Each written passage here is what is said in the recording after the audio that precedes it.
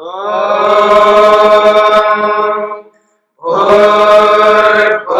स्वः तत्सवितुर्वरेण्यं भर्गो देवस्य धीमहि धियो यो नः प्रचोदयात्।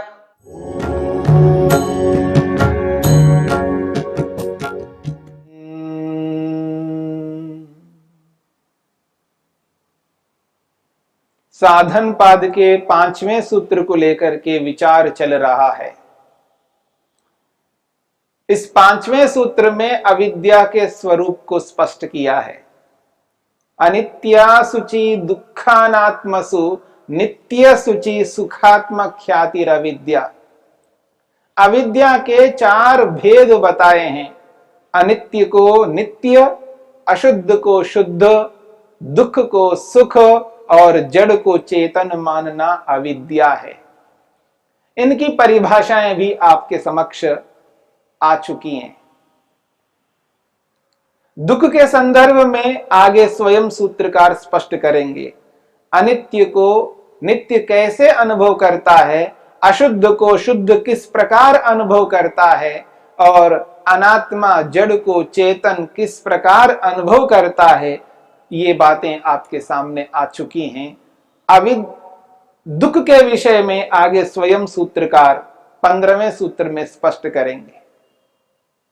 अब यहां जो अविद्या को स्पष्ट किया गया है, अविद्या के स्वरूप को जो बताया गया है, आखिर ये अविद्या है क्या? अविद्या का अभिप्राय क्या है? अविद्या किस रूप में है? कोई चीज है या ऐसा ही बोला जा रहा है? अर्थात विद्या का ना होना यानी कुछ भी ना होना अविद्या है। क्या है ये? अभाव को बताया जा रहा है अविद्या से, अथवा किसी भावात्मक को बताया जा रहा है। इस संदर्भ में यहां पर महर्षि वेदव्यास स्पष्ट करते हैं, कभी ये ना समझना अविद्या का अर्थ कुछ भी नहीं है। विद्या का ना होना ही, ज्ञान का ना होना ही अविद्या कोई समझ बैठे, इस बात को संकेत करना चाहते हैं। वो कहते हैं तस्याश्च अमित्र अगोष्पदवत् वस्तु सतत्वं विज्ञेयम्। उदाहरण से महर्षि वेदव्यास समझाना चाहते हैं। तस्याश्च उस अविद्या को अमित्र अगोष्पदवत् वस्तु सतत्वं विज्ञेयम्। इस अविद्या को अभावात्मक न समझना, भावात्मक समझना। इसकी सत्ता है, विद्या का अभाव मात्र नहीं है। यहां पर अविद्या शब्द अभाव को कहने वाला नहीं है, भाव को कहने वाला है। उसके लिए उदाहरण 2 दिए हैं, अमित्र के समान और अगोष्पद के समान। अमित्र अगोष्पदवत् वस्तु सतत्वं विज्ञेयम् कहा है। 2 उदाहरण दिए हैं, एक अमित्र का और एक अगोष्पद का। यदि कोई कहे ना मित्रो मित्राभावो न मित्र मात्रम किंतु तद विरुद्ध सपत्नः इति। किसी ने कहा ये अमित्र है। संस्कृत में जब किसी निषेध को बताना होता है, किसी अभाव को बताना होता है, वहां पर समास से उसको स्पष्ट किया जाता है, नए समास। जैसे अमित्र, ये अमित्र है, तो कहा जा रहा है न मित्र अमित्र, जो मित्र नहीं है। अब यहां मित्र नहीं है तो यहां मित्र का अभाव नहीं बताया जा रहा है। न अमित्र, मित्राभावो न, मित्र का अभाव नहीं बताया जा रहा है। यानी मित्र ही नहीं है ये नहीं कहा जा रहा है। मित्र मात्रम और मित्र को कहा जा रहा है। अमित्र शब्द से न तो मित्र को बोला जा रहा है और अमित्र शब्द से मित्र का ही अभाव है, ऐसा बताया जा रहा है। फिर क्या बताया जा रहा है? तद विरुद्ध सपत्नः इति। मित्र का विरुद्ध या विरोध अर्थ में है सपत्नः। सपत्न कहते हैं शत्रु। अमित्र कहने पर शत्रु है अर्थ इसका। अमित्र शब्द का अर्थ एक शत्रु है, विरोधी व्यक्ति है, दुश्मन है। अमित्र शब्द से दुश्मन को बताया जा रहा है, न कि अमित्र का अर्थ मित्र नहीं है ये बताया जा रहा है, और न मित्र को ही बताया जा रहा है। मित्र से विरुद्ध जो शत्रु है, उस शत्रु के लिए अमित्र शब्द का प्रयोग होता है। दूसरा उदाहरण दिया है अगोष्पदम। अगोष्पदम, गोष्पदम कहते हैं गाय का पांव। गाय के पांव को गोष्पदम कहते हैं संस्कृत में। पद का अर्थ है पांव। गोष्पदम गाय का पांव, पाद। और अगोष्पदम, इसका यह अभिप्राय नहीं है कि गाय का पांव नहीं है, ये नहीं बताया जा रहा है, और गाय के पांव को ही बताया जा रहा है। फिर किसको बताया जा रहा है? यहां बताया जा रहा है गाय का पांव जितना है उतना स्थान, अलग जगह को बताया जा रहा है। तत्र अगोष्पदम वर्तते, वहां पर अगोष्पद है, अर्थात जितना गाय का पांव है, जितने स्थान में गाय का पांव आता है, उतना स्थान, उस स्पेस को, उस जगह को यहां पर अगोष्पदम शब्द से कहा जा रहा है। संस्कृत में ये जो निषेध होता है, इस निषेध के बहुत सारे अर्थ हैं। मुख्य रूप से 6 अर्थों में नए समास का प्रयोग होता है। मुख्य रूप से 6 अर्थों में प्रयोग होता है। एक सादृश्य अर्थ में नए समास का प्रयोग होता है। सादृश्य कहते हैं समानता को बताने के लिए।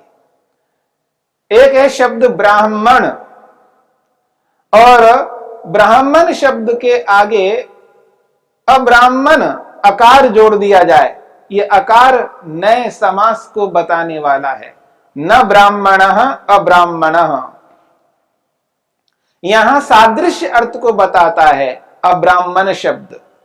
अब्राह्मण का अर्थ ब्राह्मण ही नहीं है, यह नहीं कहा जा रहा है। ब्राह्मण के समान कोई दूसरा व्यक्ति, ब्राह्मण जैसा व्यक्ति, यह है सादृश्य को बताने वाला। अब्राह्मण का अर्थ है ब्राह्मण जैसा व्यक्ति। इसको कहते हैं समान अर्थ को बताने वाला नए समास।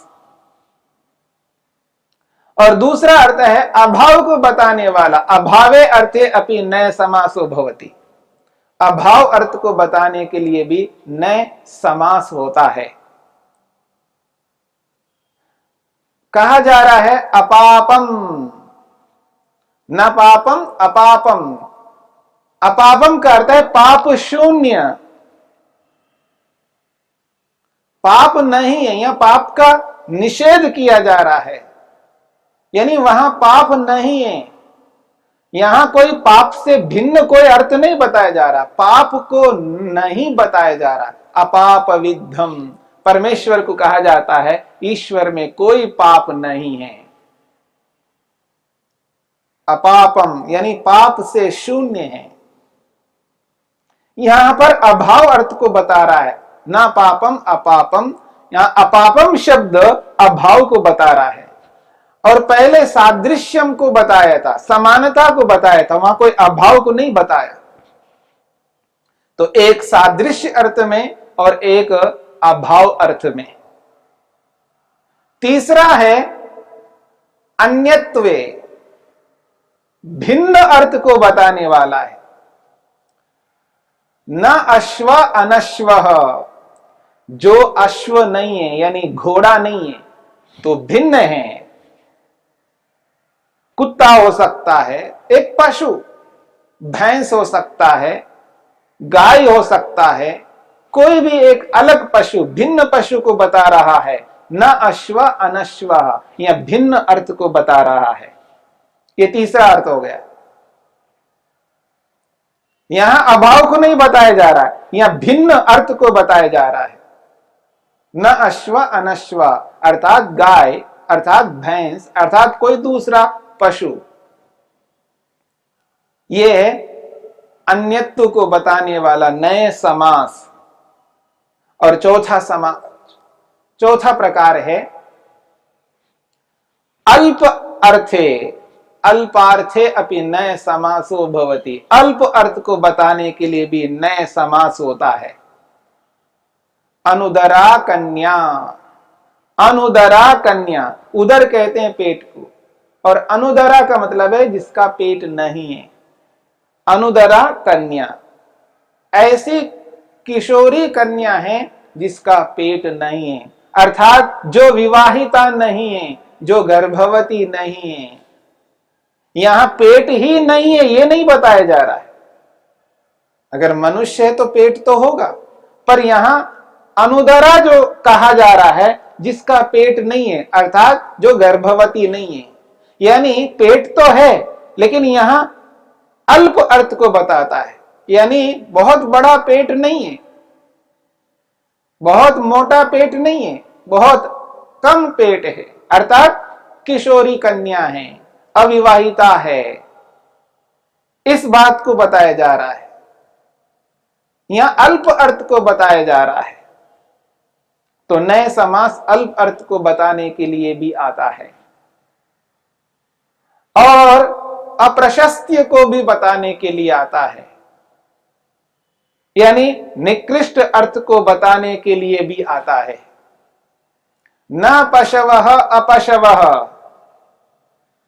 जो पशु नहीं है उनको अपशु कहते हैं, अर्थात क्षुद्र जंतु, कीड़े मकोड़े। यहां उत्कृष्ट अर्थ नहीं है यानी निकृष्ट अर्थ है, निम्न अर्थ है यानी निम्न अर्थ को बताने के लिए भी नए समास का प्रयोग होता है। न पशव अपशवः, यह निम्न अर्थ को बताने वाला है। और छठा अंतिम नए समास का अर्थ है विरोधे, विरुद्ध अर्थ को बताने वाला है। जैसे न धर्म अधर्मः, न धर्म अधर्मः, यहां धर्म से भिन्न यानी पाप को बताया जा रहा है। अधर्म का अर्थ है यहां पाप, धर्म का अर्थ पुण्य। धर्म का अर्थ उचित, सत्य, और अधर्म का अर्थ है पाप, असत्य। यह विरुद्ध अर्थ है। तो कहीं नए समास का अर्थ विरुद्ध अर्थ होता है, कहीं नए समास का अर्थ निम्न अर्थ होता है, कहीं नए समास का अर्थ अल्प अर्थ होता है, न्यून अर्थ होता है, और कहीं नए समास का अर्थ अन्य अर्थ, भिन्न अर्थ होता है, और कहीं नए समास का अर्थ अभाव अर्थ होता है, और कहीं नए समास का अर्थ सादृश्य अर्थ होता है। ऐसे नए समास के मुख्य रूप से 6 प्रकार के अर्थ होते हैं। और इन 6 प्रकार के अर्थों में यहां पर जो अविद्या शब्द है, यहां अविद्या शब्द विरोध अर्थ को बताने वाला, विरुद्ध अर्थ को बताने वाला है। इसलिए महर्षि वेदव्यास ने यहां पर स्पष्ट किया है, कोई व्यक्ति अविद्या का अर्थ विद्या का अभाव नहीं समझे। विद्या का अभाव यानी अविद्या शब्द यहां अभाव को नहीं बता रहा है, यहां अविद्या शब्द भावात्मक तो बता रहा है लेकिन विरुद्ध भावात्मक को बता रहा है। जैसे न धर्म अधर्म विरुद्ध अर्थ में है, ऐसे ही न विद्या अविद्या विरुद्ध अर्थ में है। इसलिए महर्षि वेदव्यास अंत में स्पष्ट किया, एवं अविद्या इति, ये जो यहां अविद्या है, अविद्या इति न प्रमाणम न प्रमाण अभाव किंतु तद विपरीतम ज्ञानांतरम अविद्या इति। अविद्या इति न प्रमाणम, या अविद्या का अर्थ प्रमाण नहीं है, यानी विद्या नहीं है, और ना विद्या का अभाव है, किंतु तद विपरीतम, उससे विपरीत है। ज्ञानांतरम अविद्या, ये भिन्न ज्ञान है, विद्या से यथार्थता से भिन्न ज्ञान है, यानी अविद्या है, यानी मूर्खता है, अज्ञानता है। पर अविद्या का अर्थ अभाव नहीं है, यहां विद्या से भिन्न अविद्या है, अभाव अर्थ में नहीं है, सत्तात्मक अर्थ में है, लेकिन विरुद्ध अर्थ वाला है। एक उचित ज्ञान है, एक अनुचित ज्ञान है। उस अनुचित ज्ञान को ही यहां पर अविद्या शब्द से स्पष्ट किया है। इसलिए कभी व्यक्ति अविद्या का अभिप्राय ये ना समझे कि यहां पर अभाव को कहा जा रहा है। ये शब्द अविद्या शब्द अभाव को नहीं कह रहा है, यहाँ अविद्या शब्द विद्या से विरुद्ध अर्थ को बताने वाला है। अविद्या की सत्ता है, ये सत्तात्मक है।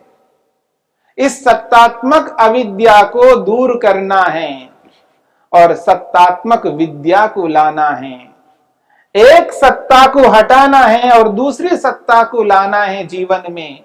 अविद्या रूपी इस सत्ता को समाप्त करके विद्या रूपी सत्ता को जीवन में धारण करना है। और बिना क्रिया योग के, बिना तप स्वाध्याय ईश्वर प्रणिधान के हम इस अविद्या को, इस अविद्या की सत्ता को समाप्त नहीं कर सकते। इसलिए क्रिया योग का अभ्यास करना है और बार बार क्रिया योग का अभ्यास करके इस अविद्या को दूर करके अनित्य को अनित्य ही समझना है और नित्य को नित्य ही समझना है। अशुद्ध को अशुद्ध ही समझना है और शुद्ध को शुद्ध ही समझना है। दुख को दुख ही समझना है, सुख को सुख ही समझना है। जड़ को जड़ समझना है और चेतन को चेतन समझना है। और जो वस्तु जैसी है उसको वैसा ही जानकर, वैसा ही समझकर उसका वैसा ही व्यवहार में उसको लाना है। तब जाकर के हम अपने प्रयोजन को पूर्ण करने में समर्थ हो पाएंगे। तभी जाकर हम कृतकृत्य हो जाएंगे और अपने मनुष्य जीवन का जो प्रयोजन है उसको पूर्ण करने में सक्षम हो जाएंगे। तभी हमारी कृतकृत्यता मानी जाएगी। अन्यथा अविद्या से ग्रस्त होकर बार बार जन्म मरण के चक्र में ही आते रहेंगे।